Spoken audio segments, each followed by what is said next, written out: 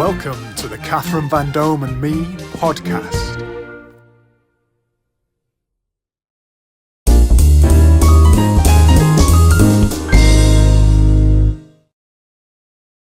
Hashtag hosts and the HQFM quiz and bingo software are proud to sponsor the Catherine Vandome and Me podcast. With HQFM quiz and bingo software, you can use this interactive quiz software at any venue. All you need is an internet connection. Go to hashtagquiz.co.uk for your free trial today.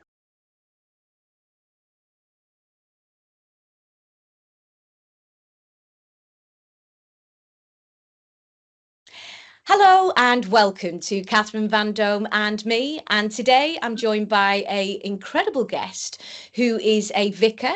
He's also an author of Our Daily Bread, and he's best known, you will know him as the Godcast, his own podcast show.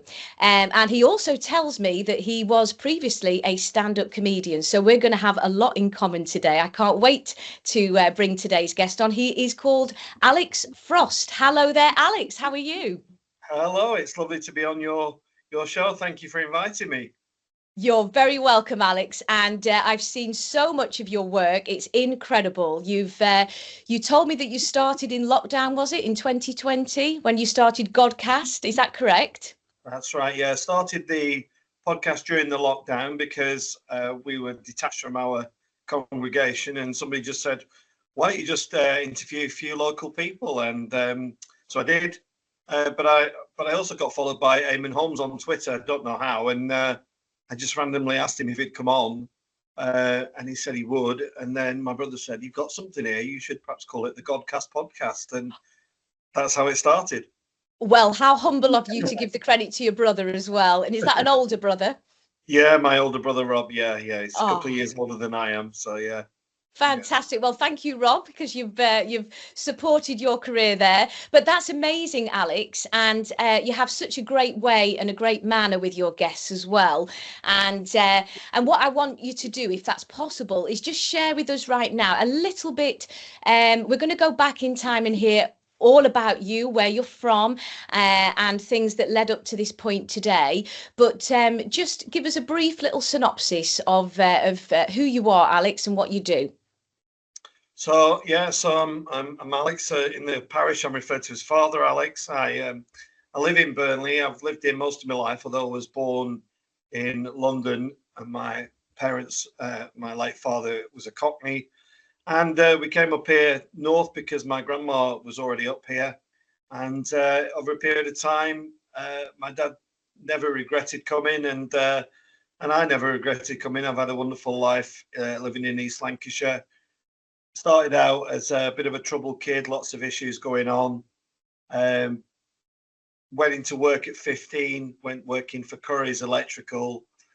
Didn't go to church at all, had no connection with church till I was 40. Went on to become a store manager for Argos, which is part of the title to my book. Yes, I noticed that. Worked for Argos for 20 years. Thought I'd become a stand-up comic. Started doing gigs. But I really like writing comedy, really, probably more than performing. And then God got in the way and ultimately became a priest. But I'm sure we'll unpack some of that. There's quite a lot in between all that as well. So, my goodness. So that already a little, that's a movie on its way, Alex. Well, watch this space. Absolutely. So you basically, what you're saying is you basically have had quite a colourful backdrop to your current circumstances, and I can't wait to go back and unpack that, as you say, literally like an Argos delivery. But the most important thing, Alex, is that you have obviously found your faith, which is incredible. And did you say you have now your own parish, and is that in Burnley? Yeah, so my church, or God's church that I work for, is St Matthew's Church in Burnley, which is in southwest Burnley. So if anybody's familiar with it, it's kind of up on the hill. We serve a very large parish of about 23,000 people, but also we serve on two of the most deprived estates in the country, Stoops and Griffin Estate, where there's a lot of poverty, lots of issues around addiction, domestic violence. It can be quite sound quite harrowing, but it's a real privilege to work in that environment. Yeah. It's a wonderful Yeah. community, and I'm very fortunate to be there. Well, I think, as you say, God has placed you there, somebody that's got your incredible character and empathy. And I have noticed on socials, we only recently connected, but I have looked on socials and seen, you have a great care for your community. You really, really do, Alex. You genuinely care about, everybody in your community. And that is why perhaps you've been selected to be in this place to make things better. Yeah, it's very, very kind of you to say that, but I think I'm in quite a unique position, Catherine, because I'm a priest that lives and works in the place that I grew up. That's not normal, really. Normally, priests and clergy go out to other places, which is fabulous. But I have got a real passion and love for the town, and I've had that for years and years. There's nowhere in Burnley I don't know. I know lots of people. I know all the streets, so it's a real affinity that I've got with the town. That's fantastic. And and very heartfelt, especially with what you've just explained, that you actually came up from London. So I want to start at the beginning, because I know you've got so much on and so much to fill in this short time that you've experienced, and so many different elements that you've gone through as well, Alex. I want to take you straight back to the beginning. So first of all, could you tell us a little bit about your parents, your father first of all, and was he an influence on you, and in what way, and where were you actually born? So I was actually born in a place called Tooting. Some people might remember Citizen Smith. Back in, I think it was the late 70s, power to the people. But only lived there. I've got very few memories of that. Moved to Lancashire when I was about 3. My dad was a bit of a jack of all trades, really. He was a wonderful musician. He was a self-taught pianist. Absolutely loved Ella Fitzgerald and but classical music, violinists like Jacques Heifetz and Yehudi Menuhin, and he was a real eccentric, completely wacky. You could find him cutting the lawn at 5:30 in the morning. You could hear him in the middle of the night watching the telly. He did his own thing, and he was an incredible character and inspiration upon my life. He sadly died to dementia in 2013. Maybe we'll pick that up afterwards, but it was a very cruel disease, but I learned an awful lot about loving somebody in a real difficult time of adversity, and also receiving love as well. Yes. Yeah, my mum is still around. She's equally as eccentric. She was a home help, so I don't even know if that role exists anymore. But she would wander around the village in Worsthorne where I grew up and help elderly people. It wasn't really a cleaning role. It was more like, do a bit of shopping or just do a bit of ironing or whatever it was. Yeah, so she's still So two around. very caring roles, Alex, as your inspiration, two very caring souls as well. Yeah, most definitely. Yeah. And you say you've got an older brother, and is it just you two, or is anybody else in your just clan? two, yeah, he's local. He lives in the town. He's quite a private person, so perhaps not best to divulge too much about him. But yeah, we have a good relationship with my brother. We have lots of conversations about God and politics, and yeah, very fond of my brother. Yeah. That's lovely. That's really lovely. So you say you were born in Tooting, but you age 3 came up here. Can you say why you came up to Burnley specifically?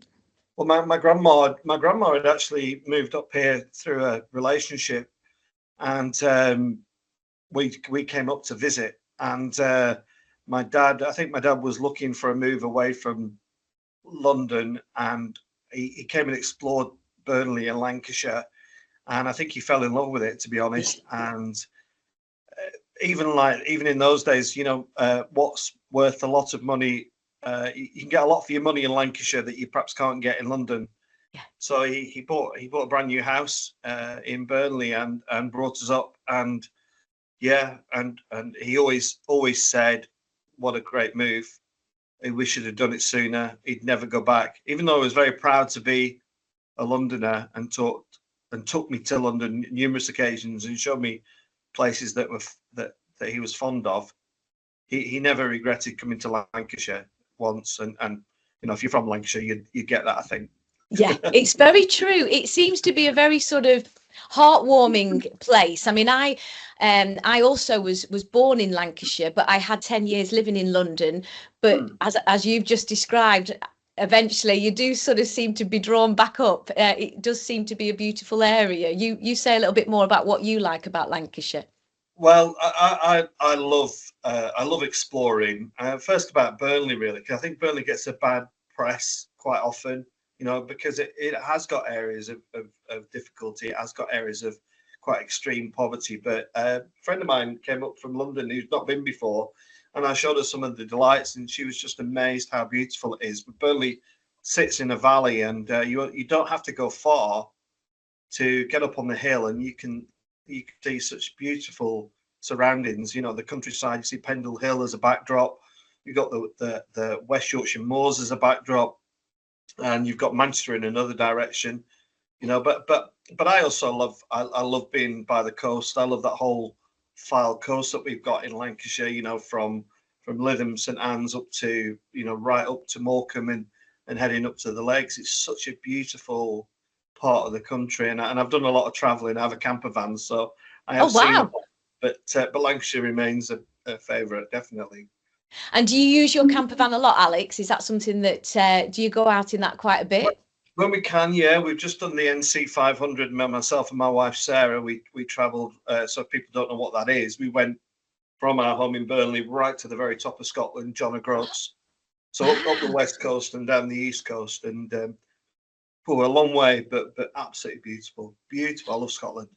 Fantastic. And do you have do you ride bike or anything like that, or is it just the travelling in the camper van itself? No, we do. We use the van as kind of a to B, get to A to B, and then we've got 2 Patterdale Terriers, so we do lots of walking, and we just love being in the countryside. And the freedom a camper van gives you is great, because you can decide where to stop, where to start, what to eat, when to go to bed. You don't have to be at a restaurant or whatever. And it's just a nice way to escape from the realities of the job I do. Fantastic. And I'm sure in lockdown, you're probably in that privileged position of being able to have your own little mobility of freedom. I'm sure you used it a little bit more. I know a lot of people bought camper vans in lockdown, didn't they? So they could just get out. Yeah, well, we didn't have ours then, to be honest. But okay. Yeah, and we bought a really old one that was an absolute.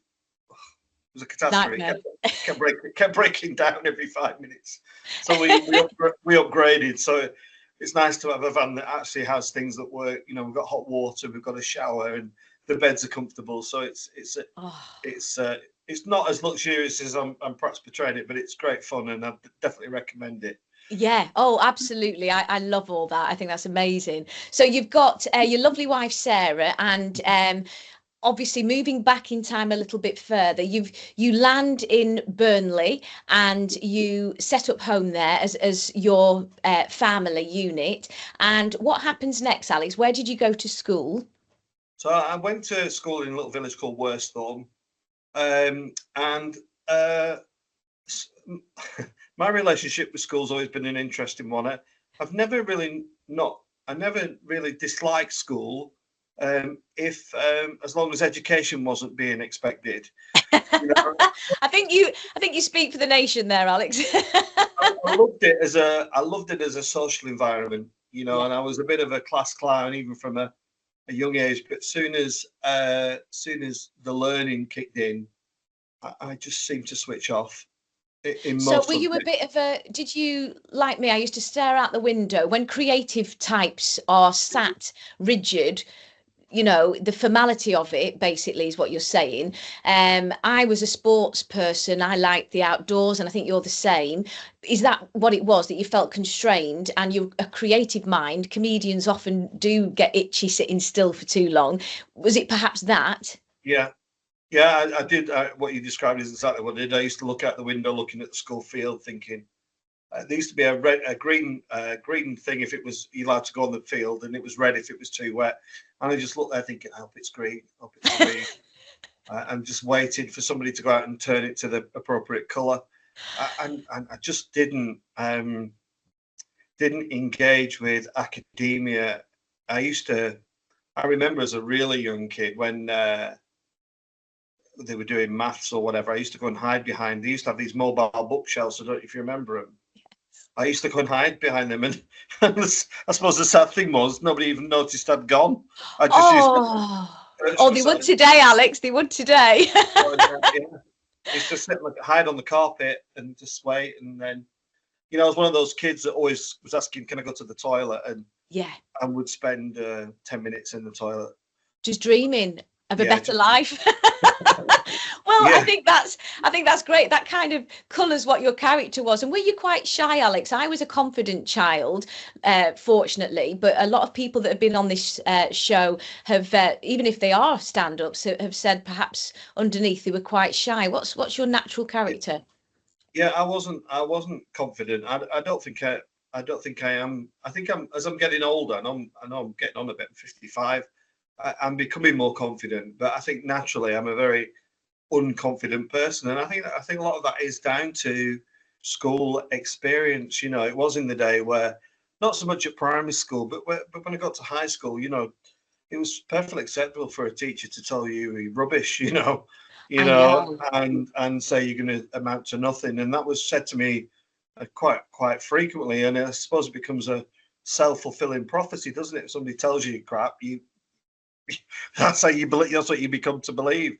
And well, that's it. Going back to me dad, if it wasn't for me dad, I do sometimes wonder how I might have ended up, because he was the eternal optimist, and he used to put signs around in my bedroom like "Think positive." I mean, if ever the school rang up to say your son's done this or he's not done this, he'd say, "Oh, give him a break. He's a good kid." And my mum used to get cross at him for being so confident in me, but he really was. He never doubted my potential to do all right. He believed in you, is what you're saying. And as a vicar today, that's potentially most of your job, and maybe that does that inspiration comes from your dad, perhaps, because he absolutely believed in you. And I'm sure you would agree, particularly when we bounce forward to what's going on the estate, etc. If your parent, one or both, believes in you, then that's all you need. You only need one person, Alex, to believe in you, and you've got that confidence then to keep going. And as you say, events that occur, people going down the wrong paths today, that you're now involved in supporting others, often it's because perhaps they're not believed in and they're not being treated. So a lot to do with upbringing. Would you agree with that, Alex? Yeah, completely. I think you're definitely a product of your upbringing, and in my present job, I see a lot of people who are lacking basic skills of self-confidence, basic aspiration, mental health, so many different issues. And quite often they will say it's because of their upbringing, or they just haven't experienced it, So when things were tough at school, I probably did look to my dad as escape route, and he was definitely that, definitely. Wow, what a lovely man. And can you say your parents' name? Well, my dad's real name was John Frost, but everybody called him Jack Frost. Everybody. Even I knew calling him Jack, and my mum's Pauline. Yeah. Oh, fantastic.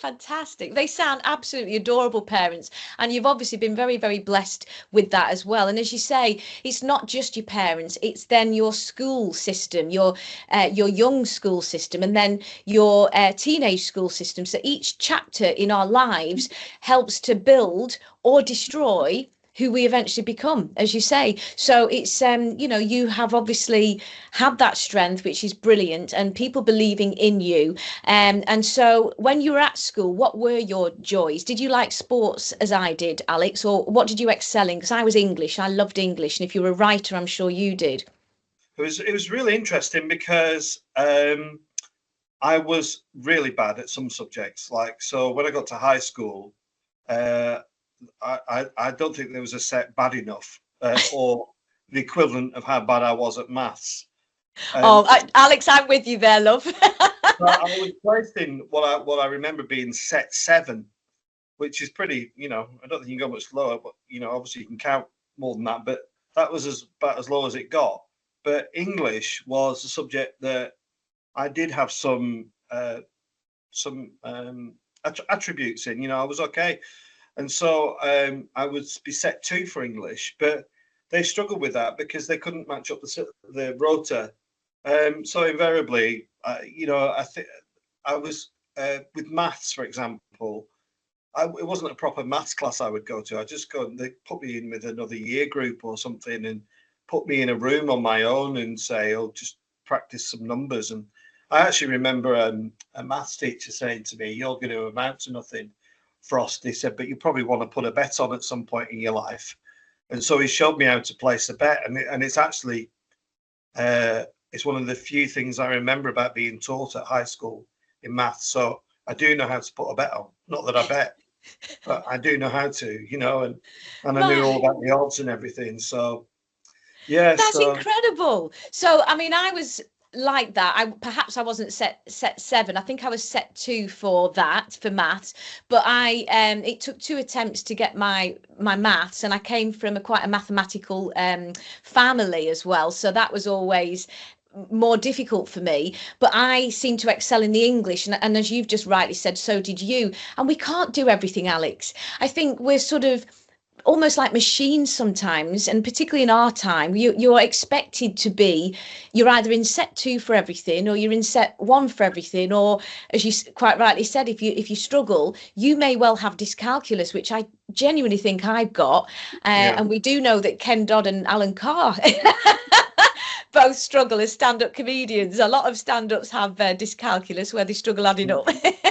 Well, I've not worked that one out, but in recent years, I was diagnosed with dyslexia, and that was only because a very close friend of mine said, "I think you're dyslexic," and I've never even given it a lot of thought. But in many ways, it answered quite a lot of questions for me, But where the brain is kind of working towards either the right or the left, I guess, and maybe creative types have got a different type of brain, and we need to be educated in that way. I remember Gillian Lynn years ago, the choreographer of Cats, saying there was no school system that suited her. She was a choreographer. She learnt, as dancers do, and I'm a dancer, through visual. So to tell someone to read a book is a different school system modality than to dance, and expression and learning comes in different forms, doesn't it? Yeah. I probably, again, this is probably where the lack of confidence comes in, is put all the priestly stuff to one side. I think I'm a creative soul. I don't like to self-describe as an artist, but I'm always thinking about different scenarios, whether it's writing, whether it's comedy, whether it's music, whether it's I write a bit of poetry, but for myself, really. I don't publish it, or very rarely do I publish it. So and sometimes it's very hard to place that in a school setting, isn't it? But it's almost, and today, Alex, sorry to interrupt you. Today, Alex, it's almost frowned upon that this freedom of expression onto the page in different ways. Even computers that are taking over, even artists now are being told to do it all on computers. So all the beautiful natural art and craft that we could do as our as youngsters, is perhaps less so now. And I think we need to get that back. Would you agree? Yeah. I mean, I see it in schools. There's one of my passions is music. Schools have definitely dropped that off the list of priorities of things to do. It's a real sadness for me, because I think there's a lot of joy and expression and learning to come through music. And we've recently just set up a youth choir at our church, simply because I think it's a great way to express and just let yourself go a little bit and enjoy and do something really enjoyable. I would agree with that. So you've got your music, your art. I was drama as well. Those are the subjects, English in particular too. Those are the subjects that seem to light both of us up as creative souls, and stand-ups in particular. They like standing up.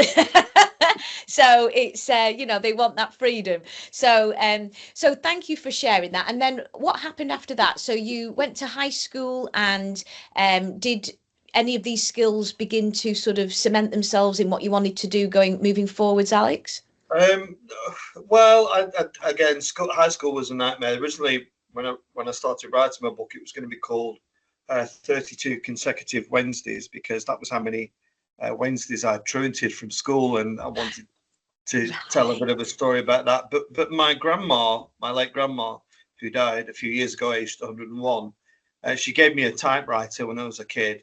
Probably was about 12. And I used to love, on Saturday afternoons, used to watch Grandstand or World of Sport. And you used to see the guys behind in the background on their typewriters, kind of. And I used to pretend in my imagination that I was one of those reports. So I'd watch the telly, and I'd be writing match reports and things like that about sport or football. Wow. I just let my imagination run wild. So I really. And how old would you be, Alex, at this time? I'd probably been about 12 or 13. Yeah. And I used to do it. I'd be in my bedroom. Our next door neighbour, an old chap called Bert, gave me his whole vinyl collection. And I used to have my record player by the side of my typewriter, and I would just listen to really old music like Acker Bilk and Engelbert Humperdinck. Yeah. But that's where my love of music came from, and I started listening to Elvis Presley. And then I remember going out to buy my first ever vinyl record, which I say with sunshine was Terry Wogan's Floral Dance, if you remember. Fantastic. I can still remember the B-side was called Old Rocking Chair, and I can still remember the words from it. So goodness me. So you had a sort of innate, even though you started your podcast Godcast recently, you had like an innate radio DJ sort of feel with following Terry Wogan and that approach as well. Yeah. And so you've got your typewriter for your writing your scripts, and you've got your vinyl for listening to the audio. So you were kind of building your own little production studio back in was it the 80s perhaps? Yeah, it was the 80s, early 80s, and really used to pretend I was I probably was Frank Boff or somebody like that, or Dickie Davis. And I even had one of the old audio cassettes players. I used to have a microphone. I used to pretend I was commentating on any sporting event. I was always disappointed if it wasn't something decent, if it was something like ice hockey. It's like, oh God. But anyway, I'd still do it. I loved it. What was your favourite sports then, Alex? I've always liked football. I was a football referee. I've never played football to a decent level, but I was a semi-professional ref, and that was a bit later in life. But I do love all sport. I love watching. I've never been to Wimbledon. I'd love to go to Wimbledon. I find it very nostalgic. It reminds me of the John McEnroe and Bjorn Borg and Martina Navratilova, these kind of sporting icons when I was a kid. So yeah, I'd love to do that. But I really music became my thing really, and I befriended a girl who was a little bit older than me. She was in my brother's year, but it was never a kind of a sexual attraction. We were both at pains to tell people that we discovered this big word called platonic. And we made it very clear you can't be friends with a girl or a boy when you are a teenager, can you? That we really weren't. And I used to go around to her house after school, and she introduced me to The Cure, the band The Cure, and a band called Blancmange, who some people might remember. They sang "Living on the Ceiling." And this was a little bit different to what I'd been listening to. I'd been listening to Acker Bilk and Engelbert Humperdinck, but really was intrigued by Robert Smith, who's the lead singer. Yeah, I thought, this guy's cool. He's a dude. And I remember she used to make me. She had some old leather trousers, and she used to make me wear them. And she'd crimp my hair and put red white lipstick. makeup. Yeah, and we'd parade around the village like a couple of goths. I mean, there's nobody in the village. Everybody was in their houses. A few people might come out for a bag of chips at the chippy, but and we did it quite frequently, So you were and quite rebellious, Alex. I mean, it was kind of I don't know what they call it today. Was it emo or whatever yeah, these new yeah, technical? But yeah, you were basically saying, I want to defy conventionality. And that's kind of the rhythm that teenagers go through, isn't it? They want to dress up as goths or whatever, moshers or whatever the names are of the current times. yeah. To defy convention, because it sounds like that's what you wanted to do. You were sat staring out the window. You were kind of not enjoying the experience at school. So this was your celebration time outside, Yeah. yeah? And there was a lot going on in the music world as well. They'd just come out, the punk rock had kind of phased out. New Romantics was coming in I remember heavy metal being quite popular as well. So there was a lot of Madness and Scar, all those bands. Yes. There was a lot on offer, and but I really did like the. I find it's funny. I find joy in quite dark music, Yeah. and I discovered on the Tube. Do you remember the Tube on Channel 4? Yes. Yes. Yeah, I remember Depeche Mode came on there, and there's a song by Depeche Mode called Somebody, who's sung not by the lead singer but by a guy called Martin Gore, and he was on the video. He was in a black leather dress, and he had kind of like handcuffs coming over his shoulders. And it remains the most beautiful song. Somebody, I encourage people to go and listen to it. And I was thoroughly intrigued by this individual, this song, which started me exploring the music of Depeche Mode, who were originally a pop band, but really did move into more melancholy and darker music. And I remember a song called Blasphemous Rumours, and this is where I subliminally or on reflection think maybe this is where the God journey started. There was a song called Blasphemous Rumours, and one of the lines in the song was, I don't want to start any blasphemous rumours, but when I die, I expect God to find him laughing. And I was really kind of blown away by this. And that did lead me into a lifelong devotion to Depeche Mode. I have Depeche Mode tattoos on my arms. I've seen them on every tour since 1986, and I've got every record, every album. But actually, people think, well, but there's an awful lot of theology, there's a lot of God stuff in their music. Yeah. And I genuinely don't think without that band I would have been a priest. I just thought I can't see how all the dots would have joined up. So. And what was it, Alex? That's incredible. What was it that joined those dots? So just explain to anybody that doesn't know who Depeche Mode are to the level that you do, because you're obviously the #1 fan. Just explain the sort of essence of the music and why that led you. What was the journey there, Alex? So their songs are very over a period of time, very deeper questions around God, questions around God existence, questions about sin, all and love and relationships, all those kind of things you might find in a dark synth band. Yeah. But questions that I was asking to myself, the band weren't giving me answers, and I think that was one of the beauty of a skill of a writer, is to write something that doesn't tell you what they particularly think, but makes you go away and think about what they might be thinking, if that makes sense. And it does. That's what I was trying to get to, if you were to explain it. And I agree with you there. That is the beauty of writing. So if you cannot, and especially if you don't like being told what to do, Alex, from like you've just said in the structure of the school, the stand up, sit down, and very few of us do, to be honest. So you wanted that freedom of expression. You were dressing as a goth. You were following The Cure. You were following Depeche Mode, and you were starting to get your own, getting tattoos, getting your own freedom of expression and doing what you, Alex, wanted to do in finding yourself, as of course all teenagers do. So what happened next? Did you go to college, Alex? No, I left school at 15. Yeah. I remember my mum very worried about what my future might hold. I was offered a YTS scheme as a greenkeeper. Oh. No idea why. Somebody said, "Oh, it's a job good." And it was like 15 hours, and then I'm like, well, I'm not doing that. I remember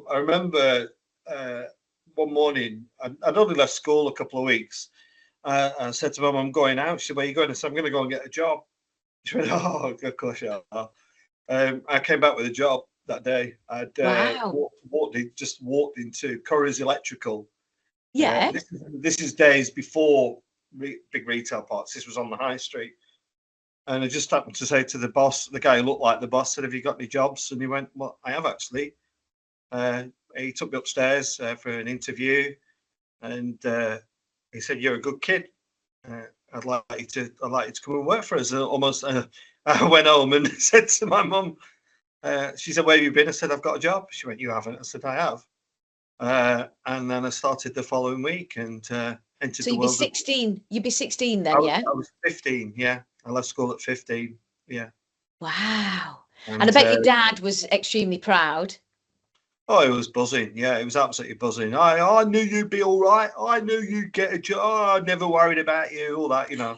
And that's what it was like. It was like, oh, good on you. And one thing, all the experiences of schooling, I think, have stayed with me. If it did give me anything, it gave me resilience. Yeah. You know, I am a very, very resilient person. There's very little things that, you know, I don't give up. And which we'll perhaps come to explore when we get to training for ordination. If I believe in something and it's meant to be, then I will not give it up. Yeah, I agree with you there. I find that I'm quite like that, quite strong-minded, which you have to be to do the types of things that you are doing at the end of the day. But as you say, if you have a belief or a faith or something of that manner, you stick with it. And so you got your job and then you stuck with it, as you said, for what was it, 20 years? 20 years in retail, yeah. Yeah. Yeah, about 20 years. I think probably a bit longer, but yeah. And what was the inspiration within that timescale, working at Argos? What inspired you and what changes happened as you started to turn into a man and lots of other life experiences? Anything in that time that transcended into your journey into priesthood?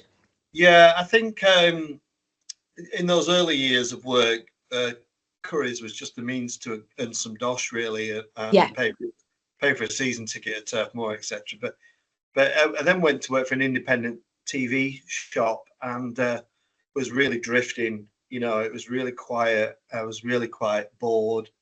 But I'd met my future wife. I met my wife when I was 18. I met her at a bus stop. Did you? Yeah, and she was very, very quiet and asked her if she wanted to go out, and she said yeah, but she thought she meant no. And but over a period, we built up a friendship, and ultimately I fell in love with her, and we used to we used to go on in the old days. Used to do bus trips for pensioners to like Blackpool and Cleveland, and because we had no car, we'd just jump on. And you know, we'd go and stay in Blackpool and go to shows and stuff, and you know, really happy memories. Yeah, because you don't need, honestly, Alex, you don't need a lot of money. This is the thing. If you're following love and your heart in this world, and I've always said that to everybody, don't follow money, follow passion, and things will come to you. And you seem like a similar type of character to myself in that respect. Would you agree with that? Yeah, I think so. But just a few years before meeting Sarah, I really got into comedy as just observing it rather than enjoying it. So I used to love listening to those great names of the late 80s, you know, Frankie Vaughan, yeah, Larry Grayson. And I remember when we were made to see Les Dawson at the Grand in Blackpool in a performance, and I was spellbound by his approach to comedy, his the way he articulated his writing. I think he was a beautiful writer. He was a genius, wasn't he? Made himself look stupid, but it's not easy to do that in a way that works. You know, anybody can make themselves. You can be, you know, but yeah. And started following him with a real interest, and so yeah, and then also around that time, I was a huge fan of Rick Mail, and still miss Rick Mail very much. I loved, maybe it was that rebellious side. I love the anarchy. I love his kind of willful neglect for establishment. I absolutely loved him. I was absolutely heartbroken when he died, as I was when Les Dawson passed away as well. Yeah. Yeah. I think when we are following somebody in our hearts, as I said, it's a heart connection, particularly as comedians. I cried. I was only 9, but I was following stand-up comedy, would you believe, as a woman in the Pontins holiday camps at age 9. That's when I first saw a stand-up walk onto the stage with the dry ice smoke, and I said, I want to be like him. Now that's unusual, and it took a career path to get into that, starting as a dancer. But I remember at 9. Eric Morecambe died when I was on holiday at Pontins. So when I was age 9, and I cried. And that's the first person that I didn't know, but I had followed him every single Christmas. I'm sure you will adore Morecambe and Wise, the two Ronnies as well. Did that light you up in your childhood as well? Absolutely. I mean, when I was a kid, my dad, we never went abroad. We always went to the south, and my dad always used to book summer season tickets. And this has become a lifelong fascination with variety. So we used to go and see. I remember going to see. This is in the day where he was culturally acceptable. Was Jim Davidson? Oh yeah. And I remember the lineup was Jim Davidson, Keith Harrison, Orville, and Janet Brown, and we were on the front row. And I remember, I even now remember laughing, and I loved everything about it. And that progressed to. I was a huge fan of Cannon and Ball. Yes. And Tommy Cannon has subsequently been on the Godcast, which was like, talk about, wow, this is Tommy Cannon, it was wonderful. And I really got fascinated by particularly Blackpool and its summer season runs. I remember when there were shows on the South Pier, the Central Pier, the North Pier, the Grand, the Opera House. And I was like, who's on? Who can we go and see? And it's been really sad for me to see that dissipate into virtually nothing now, and just kind of more visiting shows rather than a season of shows. And I agree. And I used to love those days, and I love the nostalgia of it. I quite often, if I've got some downtime, I'll look at old shows from live at Her Majesty's or the Royal Variety Performance. And again, I've been very lucky that people who were my heroes, like Billy Pearce, a comedian. Yeah. He was brilliant. And then you had the Grumbleweeds, who also at the same time as him. Yeah, all those Roger De Courcy and Nucky Bear, all those really nostalgic names. Bob Carroll G, Spit the Dog. Oh yes, yes. I just loved it. I loved the maybe because it evokes memories of happy times. I think that could be something.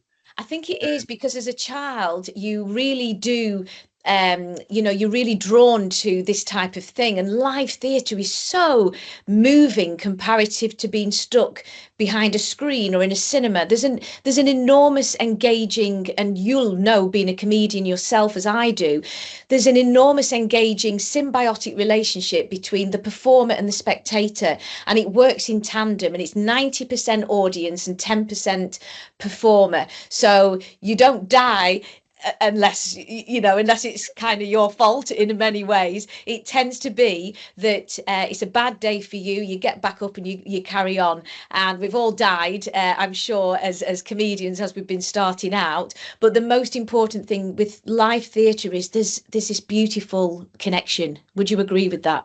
Yeah, I absolutely love it.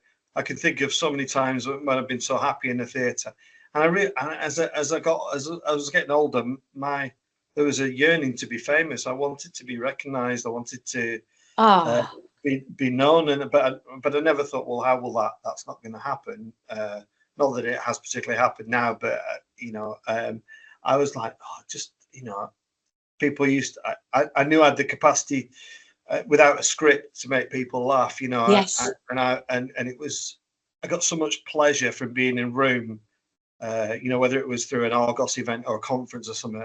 Going back to my room, knowing that all those people in my company had a really good laugh, and it was, a lot of it was my doing. It gave me a great thrill to go, well, sometimes funny people don't intend to be funny. People even to me now say, you make me laugh, and I go, why? And they go, I don't know. Oh, Alex, that's amazing. But that's it. I mean, chuckle muscles are just so important, as as the late great Ken Dodd doesn't get any higher than that. Chuckle muscles are absolutely essential, and having that feedback loop in a live theatre, we need to keep that going. We absolutely do, and bring back as much as we're losing. Try within our own opportunities like this to encourage people to continue to go to live theatre, because it doesn't get any better than that, does it? Yeah. No, it doesn't. It doesn't. And so over a period of time, I was working very hard at Argos. I used to go and see, I've seen so many comedians, and I sometimes I have to make a decision before I go in the theatre. Well, watching this to be entertained, or am I going in here watching this to be to learn? Almost like a lecture. Yeah. That was my.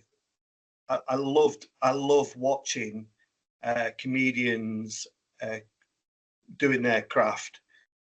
Picking up the journey from the beginning, where they're going with it. I recently went to see Frank Skinner, and I just thought I was in the presence of genius. Yeah. I just thought the way that his storytelling, his delivery, his kind of ease on stage was just, all the things I never really achieved in my. He's a prime example of an absolute genius, and you won't believe this, but it's in my book I've just written, called The Truth About Me, which by the time this is aired, should be out. And would you believe it, my very first ever stand-up show at the Amuse Moose in Soho, London, I followed Frank Skinner. So he came off the stage, and my very first stand-up gig, I walked on to his applause, would you believe?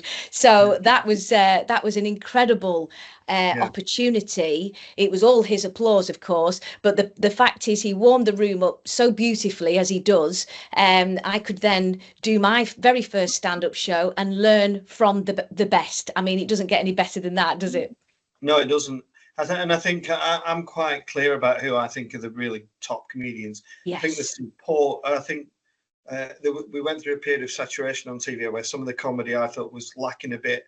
Actually, you've got people on for the sake of having people on, but even somebody like Jim Davidson, you can say what you like about him as his political references or whatever, but he was an outstanding stand-up comedian. He knew how to capture the audience. He knew how to.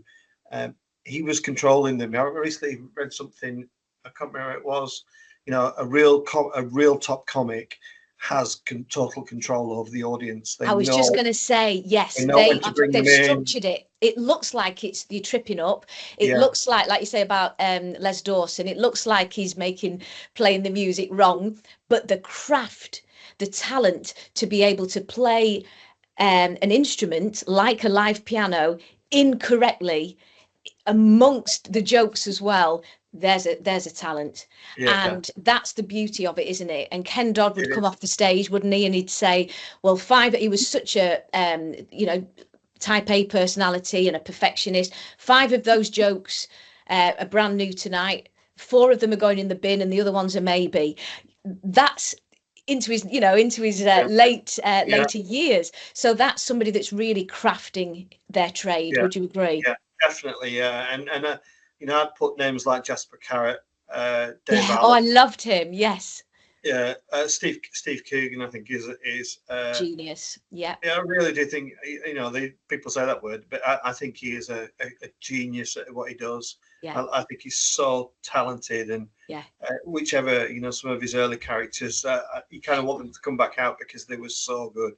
Well, the Alan Partridge and Pauline Carr, I saw him. Did you see him live? Did you ever go to his live show? I went in London, and to see him live, I think I was on the front row as well. That was such a privilege, because he really does bounce lots and lots of beautiful comedy. He has so many different genres as well, doesn't he, with his radio show, and then all of his other little he's done films and television. Absolutely brilliant. Absolutely brilliant. Yeah, big fan of Jack D. Yes. I think Peter Kay is a talented guy. I've met Peter a couple of times. Very talented, and these are they get the accolades they deserve because they're really good at what they do, and Yes. and I just love comedy. Yeah. And so they were your inspirations. And just tell us about your stand-up experience. What was your very first stand-up show? So I'd started. I thought to myself, I'm not sure I can be a stand-up comedian, but I can write stuff. Okay.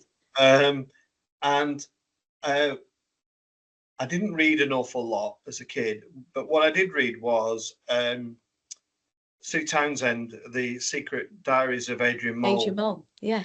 And I remember the first book was the book that made me laugh. I was actually crying. I remember reading the book in bed, laughing and laughing and laughing. And I thought to myself, I wonder if I could write from a male perspective of a teenage girl. This is, I don't know, this would be probably well, my son. I did it when my son was born, so 26 years ago. So I started writing this book called The Diary of Shelley Shuttleworth, and it was prior to, so it was when everything was on floppy disk. Then there was no kind of hard drive. And I remember writing the book as far as 48,000 words, and the computer crashed, and I lost it. I lost the whole book. Oh no! I lost it all, and I was like, oh my God! I was absolutely gutted, and stopped writing completely. Oh. But then I got this idea. I was, again, this is the creative mind, I suppose. Yeah. I came up with a character called Joe Catella, as in joke teller. Very good. Yeah. Yeah, it's good, that, isn't it? Yeah, that's excellent. And I created him as an older guy, probably a guy my age now, who was waiting for a hip replacement, but he was Britain's longest serving pitch and putt attendant. But I also, and I wrote a script about that. But then I changed where Joe was going, and I turned him into Britain's longest serving car park attendant. Again, there's a Steve Coogan influence here, because I loved, you mentioned Pauline Calf. So I created this alter ego called Joe Catella, who was Britain's longest serving car park attendant. And I used to wear, I bought a car park attendant's outfit. Went around a local town called Nelson and got my brother to take pictures of me to kind of create this persona. Right. And then created him as a character. So I wrote a script for him. Yeah, as a character comedian. Yeah. Yeah, but I put him to one side for a while, because this was around the time where Phoenix Nights was hitting the heights. Yeah. And there was a real appetite for nostalgic comedy. So I thought, I could maybe write about some of my nostalgia and see if I can make it funny. So I wrote stand up around a real. I created around the idea that my goal in life was to get a Veruca sock. That was, because one of those little white socks that you used to wear swimming. Yeah, so I wrote stuff like, I just want, all kids wanted to be, doctors and nurses and record producers. I just wanted to Veruca sock. And that's how I pitched this persona, and how I used to rub my foot in the drain at the swimming bath, just, but then I expanded it into, why would anybody make you jump in a swimming pool in your pajamas? Yeah. When am I going to be in a canal in my pajama? And so, I say this with humility. It was funny. It was good stuff. I can hear it's good. I can hear it's very good. And I was toying with the idea of having a go. Again, lack of confidence was causing me a few problems. So I decided, I'll go back to my pitch and putt man, Joe Catella, the pitch and putt attendant, not the car. Yeah. And I'll send the script. I booked the Writers Guild book or whatever it is, and I sent my script everywhere. And invariably nobody replied. You'd be in your early 20s now, is that right? I think 26, yeah, probably 30. I was probably approaching 30, 29, 30-ish. Oh, right, yeah, of course, you're slightly older than me, forgive me, yeah, okay. And, I got a few, I kept them, still have them. Got a few responses saying it's good, this, but it's quite northern. It's a bit, and I was That's like, a good thing. I'm like, well, yeah, that's me. But again, put it away in the filing cabinet. That kind of caused me to affecting my self-belief. So I thought, I can't, if nobody's saying yes to this, I'm not going to say yes to stand-up comedy. And who are you writing to? Because anybody that wants to be like you, which is lovely, that's the joy of this podcast. Anybody that's, aspiring to be like you, Alex, what a great, colourful journey you've been on so far. What would you suggest that they do if they do want to write something? So before you tell us what actually happened with your career, if somebody's got these, skills that you've got, would you agree with me? Don't give up. Keep going. And where were your letters going, by the way? Because I'm assuming it's letters back then. Yeah, they were going to local production companies, Yeah. to Steve Coogan's company. Ironically, one of Steve's he had I've forgotten the name of his production company, but one of the guy. Oh gosh, I can't remember his name. He's a poet now. I know what you mean. I think, yeah. He's been on the podcast. We've talked about it, but I literally would, for anywhere that had a link to a TV production, studios, directors, I was sending it. Yeah. But at the same time, this nostalgia comedy that I'd written, I was thinking, I can't do this. I can't possibly do this. I was sending it out to comics, and one of the comedians I sent it to was Dave Spikey, who was in Phoenix Nights. Yeah. Not for a minute expecting any response at all. And after about 3 months, I got a letter from Dave saying, I like this section of what you've written. How much do you want for it? And I was He's brilliant, isn't he? He's lovely. And I was like, wow. I remember I was absolutely buzzing. It was validation of what I was trying to do. It wasn't huge. It wasn't like, you're going to give you a run at the Drury Lane Theatre in London. It was like, yeah, I like what you've written.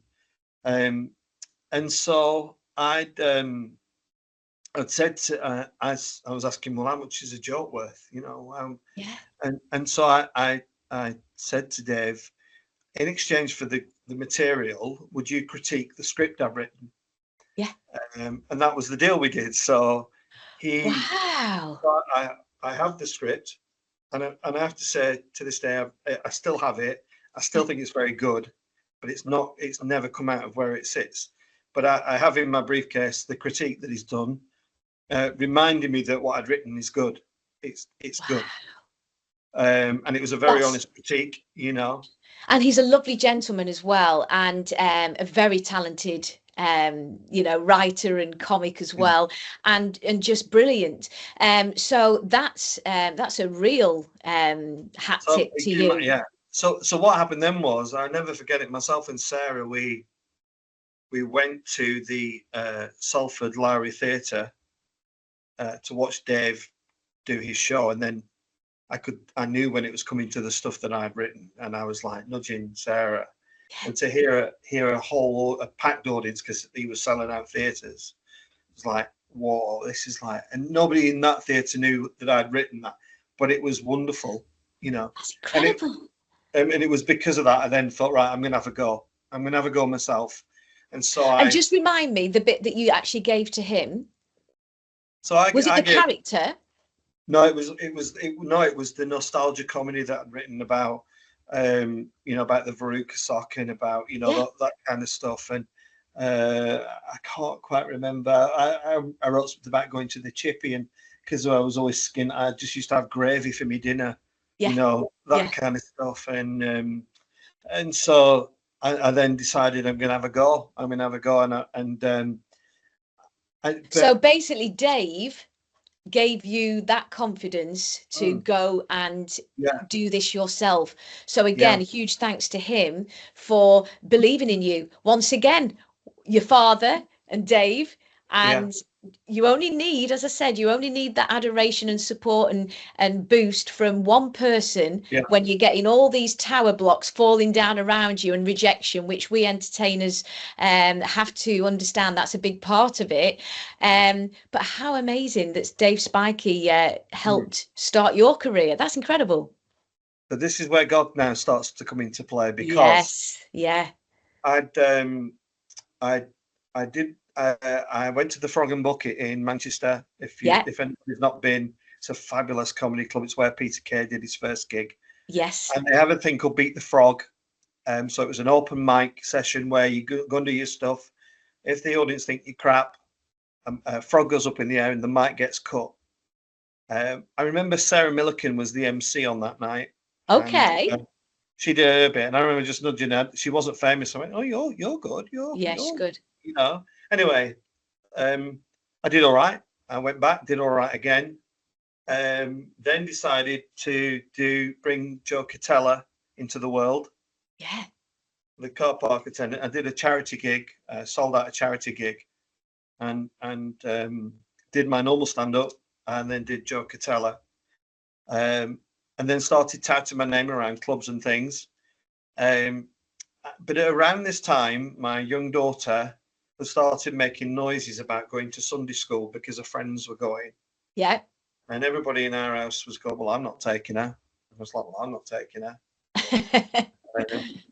And I decided that I would have to take her because she wanted to go. So I did. And I went to a small village church. Again, my story is quite long and complex. I'd still been listening to Depeche Mode, still intrigued about theological, but nothing beyond that. I walked into a church and didn't really know what was going on. I stood up when I should be sat down. I sat down when I should be stood up. Didn't know the prayers or anything.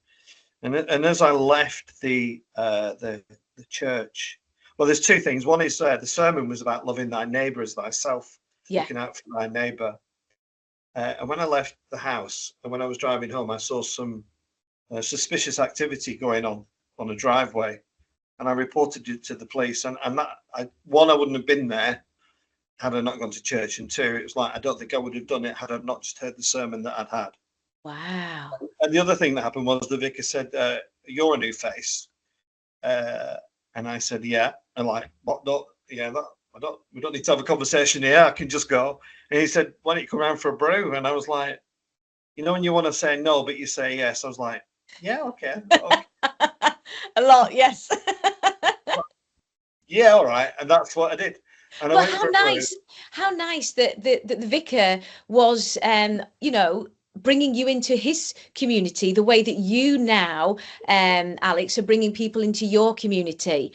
What you've done is now learnt from the vicar. You've learnt from the comedians. You've done that chapter and potentially still doing that chapter. But you're now, you've got that beautiful sort of community spirit from everything I see on your socials. And I think that's absolutely lovely. But somebody showed you the way to be and brought you into the world. And now you're doing that for others. So he was another inspiration, I guess. Yeah. And I remember going around for the brew. Yeah. And he put me in his study and I could hear the kettle and all the coffee noises. I'm thinking, what on earth are you doing here? What on earth are you doing here? And he came in and I was thinking, he's gonna talk to me like vicars talk to people. And I remember two things about that meeting. One is the first question I said to him, "What's heaven like?" And he said, "I don't know, I've not been," which I thought made me laugh. And then he said to me, "What do you know about God?" And I said, "I don't know anything really." And he said, "What interests have you got?" And I said, "Comedy and music." Yeah. And he said, "Have you ever watched The Vicar of Dibley?" And I said, "Yeah." He said, "Well, the theme music to The Vicar of Dibley is the theme music to the 23rd Psalm. The Lord is my shepherd." He said, "I'll tell you what, go away and have a look at it, have a think about it. And we'll come back in a few weeks and we'll have a chat about it." And from there, a really lovely friendship blossomed where we both had dogs and we'd go just walking dogs together and I'd be asking him all these daft questions about God. And I was doing gigs. And then I just said to him, Reverend Richard, I'll give him a name check, Reverend Richard, he's retired now. I said, what's it like being a vicar? And he said to me, "I wonder when you're going to ask me that question." I was like, "What?" He said, "I just felt you were going to ask me that question." All right. And then he explained to me what you needed to do to be a vicar. And I wasn't at that point, wasn't thinking I'm going to be a vicar. I was thinking, that's interesting. But what he told me, I thought, there's absolutely no way I can be a vicar. I need a degree. I need to have an academic history behind me. You know, I need to show some aspect of faith. And I didn't have those things. But then what happened was I also at that precise time I got a call from an agent saying, I'd like to take you on my books. I can get you gigs. And I've got your gig. And I was like, yeah, all right, I'll that's good. And I remember then doing my first paid gig in the Ribble Valley. I got £195 for 20 minutes. Wow. And it's good, isn't it? I know. Yeah. And my brother was a real advocate for me. He kind of thought I was going to break this comedy world. It sounds like your brother's your agent from yeah. Well, God's in that, isn't he? And we went out to the gig, and it was the best gig I'd ever done. I mean, I'd had some catastrophes as well. It wasn't plain sailing at all. You know, I Yes. died on my backside a few times, but yeah, haven't we all? but it landed wonderfully. And Yes. I remember the show was late in starting because it was somebody's anniversary gig, and they'd arranged for the ice cream man to come. And he was late, and so I was like off out. But anyway, I did it, and but at that time, the God stuff was really kind of coming in on me, and I was. I remember getting in the car after the gig, and my brother's, "Oh, that was brilliant," and I just said, "I don't think I want to do this anymore." Ooh. And he was how long had you done it for at this point? Is this a number of years, Alex? About a year. About a year. Okay. And he went, "You what? What you at?" I said, "Something going on. I don't know what it is." And with that, just parked the comedy and said to my wife, "I'm going to get baptized and confirmed." And that happened. And then a few months later, I'd said to Sarah, I said, "I don't know what's going on, but something's going on with God, and I need to explore it." And a good mate of mine has said to me since, he said, "You know, your calling's one thing, but the calling upon your wife to support you through that," because Sarah just went, she knows what I'm like. She knows I'm a bit kind of scattergun. She went, "Well, all right, well, do what you need to do, but, you know, don't rush anything." And from there, I started seeing people about the potential of being ordained as a Church of England priest. Wow. Which was a very traumatic, difficult journey, going to see people. So it's a long process. You have to go and kind of explain your life to everybody, a bit like this. Not as enjoyable as this, and it's not too painful here. Academic people asking me what books I'd read, and I'm like, "Well, I've read Adrian Mole. Will that do?" And people are I've not written really, a bit for Dave Spikey. just wasn't, you know. But somehow I got sent to what's called a bishop's advisory panel. Okay. And so this is where you are basically watched. For anybody who's not been through this process, what happens is that you are watched meticulously over a weekend. The way you hold your knife and fork, it absolutely reeks of middle class England and upper class, and something that I'm now fighting very much against in my What, capacity. like a Big Brother camera setup? Well, not cameras, but just there was assessors. So you'd be in a room having meals, and you'd be doing talks and stuff. And normally what happens is that the procedure in the church is if it's a yes, you go forward for training. If it's a no, you can't come back for another 4 years. But somehow, really? Despite my indiscretions, they invited me to return after a year. Yeah. I did, and I did a wonderful presentation on my favourite hymn that year. I decided to followed by it some down. flower arranging. Yeah. keep it basic. And I got what was called a pre-theological recommendation. So it was a yes, but it was a no. And the reason it was a no was because I had no academic credentials. Yeah. And I was really quite cross about that. So it delayed the process again. So I then had to go and study as an independent student at degree level, which was just catastrophic. And Alex, 3 years? I had to study for 1 year as an independent student, and then go back to the church to demonstrate that I could study with this rigor. And I'll perhaps come to that towards the end, because I'm fighting fiercely against that now. And it was a catastrophe, and I actually had written the letter to say, I can't do this, I'm stepping back.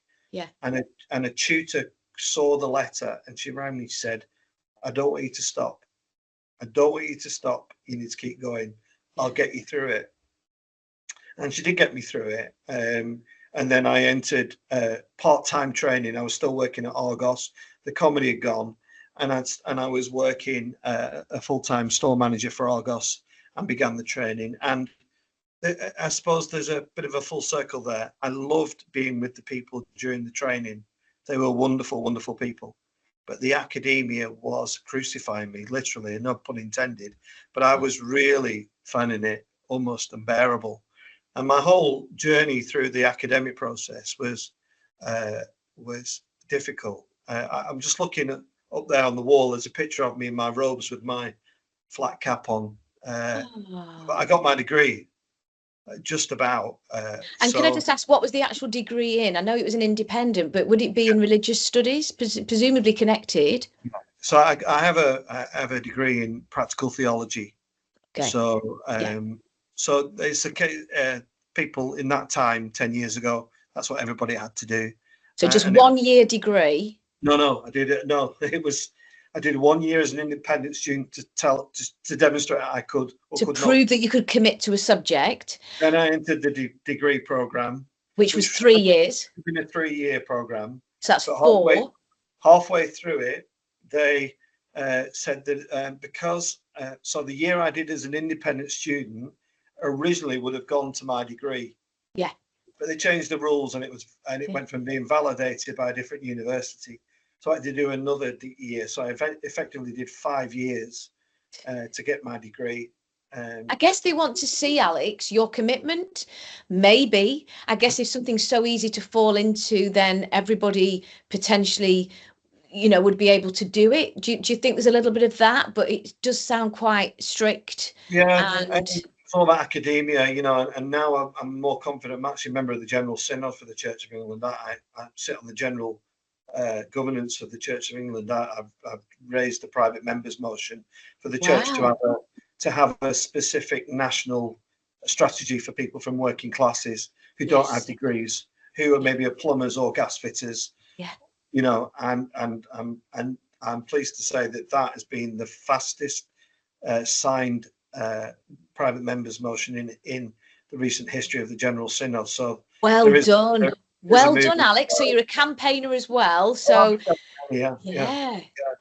So that has entered an incredible world now as the world as a priest. There's some real uniqueness in my journey as well, because when I was set back at my original advisory panel, one of the other things I was quite disparaging about more traditional church, what we called as a more liberal Catholic approach. So the church sent me to St Matthew's in Burnley on placement, and I've never left. So I went there prior to being ordained, just on placement. The vicar there, when he knew I was being ordained, asked if I'd be interested in a curacy there, so a training period there. And then the vicar went on a sabbatical and never came back, and I became the vicar. So I became, it's very rare for a priest to become the vicar in the church he trained in, in the town he worked in, and the town he grew up in. Absolutely. So it's given me an incredible connection to the town, and kind of, when I took over as vicar, I said to my congregation and my PCC, we're at the back of the curve on everything. Social injustice, we're at the back of the curve on everything, and I want us to get to the front of the curve. And it kind of all my understanding of being called by God, it kind of came to a big crescendo during COVID when churches were closed down, and myself and a guy called Mick Fleming started a food bank, and it got picked up by BBC News, who got in touch to say, we are going to do a documentary on community work, and we're going to speak to you, and we're going to speak to dentists and doctors. But as they got to know us and as they got to hear our story, they made a very brave decision, I think, for the BBC. They said, we're going to make this piece about two religious ministers. And some people might recognise my face from that film. That culminated in a news item that was built around myself and Pastor Mick, where I break down on the news and explain about how challenging it is and some of the difficulties. When that film was being made, when I broke down in tears, I thought the filming had stopped. And they afterwards said that it was one of the most moving things they'd seen, and would it be okay to keep the piece in the news item? And the news item went out on 6 o'clock news. I'm trying to think when this would have been. We've just been coming out of COVID or just at the back end. And I've never experienced anything like it. My phone went absolutely crazy. And then it went out at the 10 o'clock news. And then the following day, every newspaper had been in touch, television had been in touch, radio had been in touch. Royal family had been in touch with us. And it was extraordinary, absolutely extraordinary. And that piece went on to, has been viewed about 15 million times. It's won all sorts of awards. And it was basically getting food banks for the community. You were giving back to the community. That was the reason. Is that right? Was it also the homeless struggle as well? Yeah, it was the homeless. And I was seeing some real abject poverty. I went to a house to visit a family who'd fallen through the cracks, and met this family where there was a family living there with one bed. There was no gas or electric. I met a guy who was living in a caravan that had nothing. It was just a shell. There was no toilet. And so I called it out. I was making a lot of noise on social media, and what that has afforded me is an opportunity to speak into matters around social justice. So I describe we're at the back of the curve. I think we're at the front of the curve now. So as a church, when we speak into something, we have a voice. Yes. And out of all that attention, I feel like I'm on speaking terms with Sarah, the Duchess of York. We keep in touch, and she supported my church over the last 3 years. She's paid for kids to go to pantomime, and she's paid for food, and she paid for 500 gifts to be distributed on the estates. Wow. But it also let me return to my ultimate love of expression and creativity, and I was invited to contribute to this book here, which is a book by Stacey Dooley, Are You Really Okay? It's a book about mental health. And I was asked if I would contribute to that book, telling stories about people who had come across and some of their challenges. And I was delighted to do that. Wow. And so I started then thinking about, okay, you're a writer. I am a writer. I love writing. I thought I need to write something, and my grandma had died, and I'd made a promise to myself that I'd like to create something that might be a nice legacy to my grandma. And I thought to myself, I'm going to write a book, and if nobody wants it, I'll self-publish. So the ghostwriter for this book was a lovely lady called Rebecca Cripps. Yeah. And I was asking her about writing a book, and she said to me, "Send me what you've got, and I'll have a quick look." I sent her what I had. I'd not written a lot, probably about 3 chapters. She said, "It's good, but you need an agent." She said, I would take this on, but I'm too busy. Get yourself an agent. Yeah, literary agent. Yeah. So I thought, right, okay. And going full circle, I sent out my scripts everywhere. I literally sent manuscripts of my book. Only 3 chapters of my book, because I've not written the others. Everywhere. And I was getting people coming back saying, "Oh, we'll publish a book, but we'll charge you £6,000 for the privilege." I was like, "Well, no, I don't want to do that. That doesn't make sense." And eventually, just together, 3 or 4 agents got back saying, I'd like to have a conversation with you about your book. And spoke to a few different people, but spoke to a lady called Jane, who is now my literary agent. And she said, I really like what you've written, but I need to just be honest with you that I think it needs a bit of work. I can tell you've got a few issues, as in my dyslexia. Yeah. Would you consider having a chat with somebody who I work with, a lady called Cathy? And I said, yeah, let's have a chat. And we signed a no book deal, but we signed an agreement that myself and Cathy would work together while I'm still working. And we together redressed the opening book, 3 chapters. And then Jane, the agent, said, right, let's get this out there. And she said, I'll be honest, I'm looking to make money, and I'm going to start with the top 10 publishers and work backwards. That's what she said to me. It was like, Great. This was surreal to me. This was like, oh my goodness me. I'm living the dream here. Yes. This shouldn't be happening. But no, deservedly so, Alex. Deservedly so. There's the little boy at school who was struggling, staring out the window, knew that this particular structured lifestyle was not for him. And finally, in my opinion, from what I have got to know you today, a gentleman, you absolutely deserve this, Alex. I truly mean that. That's very kind, thank you. And so the book went out to publishers, and I'll never forget Jane saying it takes a while, so be patient. Yeah. 2 weeks went by, and nothing. And then all of us, she had set up this spreadsheet, and there was a few publishers coming back saying, not great, but not for me. And it was like, that's fine, you just have to accept that. And then all of a sudden on the same day, 2 publishers said, we would like to chat to you about this. And I won't say who the one I didn't go with, but two very well-known publishers came forward. And a publisher called Harper North, which is part of HarperCollins. Yes. Who were looking for Northern voices, made an approach. And again, we couldn't meet in person, and so I had to do the Zoom call. But you know those films and those stories where they say, I want your book, I want your book. You know? It's very much like that. It was like that. And it was like this gentleman called John telling me why he wanted my book and what they were going to do and how it was going to be. And can you hold it up for us, Alex? Can you hold it up and show everybody?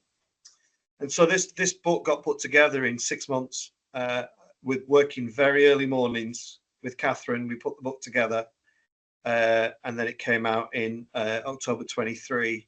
And it has been, I love the book cover for a start. Yeah, it's so I do. beautiful. But it's been such a gift. And again, I say this with humility, not just to myself, but it seems like it's been a gift to other people as well. You know, I'm sure it is, and it's called Our Daily Bread. And is it your autobiography? Is that correct? Well, it's a memoir, really. So it is a bit about the journey that I've explained to you, but it's also got some very profound stories in this book about people who I've encountered and stories who I really want to hear. So I know we don't have a lot of time left, but if you give me the opportunity to just tell people about a lady called Kelsey Devlin, who's in this book. Yes. Kelsey Devlin was a 27-year-old girl that went to Pakistan during COVID. And I know I can see the anxiety thinking, what's he going to say? I'm going to say what's in the book. And it's been it's all legally watertight. So a 27-year-old girl who went to Islamabad during COVID with her family, with her partner and her children. And she died there. And she never came home. And the family were informed of her death after the body had been buried, and the message was along the lines of, your daughter's dead, you'll never see your grandchildren again.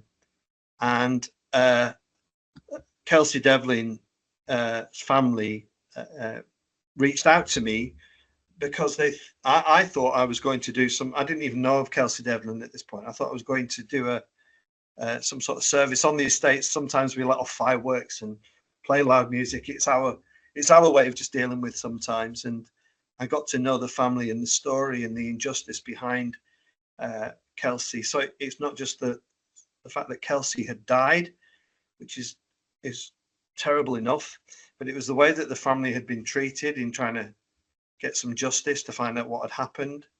For example, we asked for Kelsey to be repatriated, and that wasn't going to be possible. We have some inconsistencies around her death. So her death certificate is inaccurate. Her age is wrong on her death certificate. She died, and that she died from an underlying health condition which she didn't have. And so this is all in the book. And I quite often to say to people, even if you're not interested in my story, just read the chapters about Kelsey Devlin, and that's been raised in government. It's been in the national press. There are TV links about it, and I continue. While I've got a breath in my body, I will continue to try and bring justice to the family, so that they at least know exactly what happened to Kelsey Devlin and how she died. My goodness. Well, that just speaks volumes about your heart. And that's what we said at the beginning. Don't follow money in this world, follow your heart. And you are clearly the heart of your local community. And what a privilege that they have. I'm going to flatter you now because you flatter everybody else. And what a privilege your community have to have you as their local vicar. The way that you were encouraged by your father in your youth, the way that you're and your mother, of course, and the way that you're encouraged by your older brother, who I'm hoping is getting 10%. And I joke. And the way that you've had these singular people, because you felt that you didn't conform, Alex, to what everybody else's stereotype of who you should be was. So you went your own way, and look at the fruits of doing so. And those fruits come to some people when they're younger, and perhaps other people when the time is right. And it's obvious, Alex, that this is now your time. And I'm sure that you can empathise with that, because you've obviously got an incredible gift. You've obviously got all these different gifts, the gift of speaking, the gift of community spirit, of love, caring, compassion, all of those components. And you really are truly living the voice of your own community. And what a privilege Burnley has to have you as their local hierarchy representative. And I am just absolutely in awe of everything that you have achieved, and very, very well done. Just from myself, very well done. That's really very kind. That is very kind. And just at the moment, we've got a battle against ketamine in our community, and again, the gifts of the book are allowing me to speak into that. And I'm heading down to Westminster next week to speak to people in high office about the damage that ketamine's doing to our young people. And if any people want more information on that, just get in touch, or just follow me on the social medias. So yeah. And I was just going to say, just to highlight before we go, Alex, can you just explain to the audience today, and thank you for sharing such a powerful, inspirational story that you have. And I want you to smile the rest of the day and know that you really have got all those wonderful attributes that perhaps you looked at in others through your life, feeling in the shadows a little. Well, look at what you've achieved. Absolutely deserved. That's the key. Absolutely well deserved, because what a gracious spirit that you have. And love heals everything. And conquers all. So how can people find you, Alex? Obviously we met on the socials, that's how we found each other, but how can other people find you, most importantly channel wise for yourself? You've obviously got Godcast. We need to shout out to Godcast as well. Yeah, well, if you just Google the Godcast, that'll take you to my YouTube channel. And I've had some of the most amazing guests on there. Obviously Tommy Cannon for me was a personal favourite, but significant politicians, Alistair Campbell, who wrote the foreword for my book, has been on there. Jeffrey Archer, loads of musicians. I really love talking to musicians and comedians. So there really is something for everybody there. You find me on X at Alex DJ Frost. Say that again, Alex, just in case. Yeah, at Alex DJ Frost. And also, if you want to talk to me about, I'm not like a recluse. If you want to talk to me, just get in touch. You'll find me at St Matthew's Church in Burnley. If you put a church near you on the Google search and put St Matt's Burnley, you'll find us there, and you'll be very welcome. We're I'm very proud to be a trustee for Inclusive Church and a member of General Synod, and everybody and anybody's welcome. Well, I'm so proud of you. What an incredible, inspiring story, Alex. And thank you for giving me your time this morning, because I know you're very popular and you're in high demand and dashing off now as well. But thank you for sharing your incredible life journey, and what a story. And I'm so proud of you. Please, may your future continue in the good spirit of which you are, and may the future be bright for us all in your wonderful care. That's very kind, Cathy. Thank you, and all the best for your podcast adventures. So just to conclude today, we've got Tinker here that wants to meet Alex Frost. He's my co-presenter. And who've you got over there, Alex? This is George, one of my Patterdale Terriers. Oh, and what's the other one called? Go on. This is Jasper. Hello, Jasper. Can you see Tinker? Can you wave? This dog, you probably start growling. Oh, look. God, they're absolutely adorable. Well, I really wish you all the very best ahead, and I hope we can keep in touch as well. A real pleasure to talk to you today, Alex, and thank you so much for sharing. Have a wonderful, wonderful day. Thanks again. God bless you and everybody. Thank you. God bless. Bye-bye, Alex. Bye-bye, love.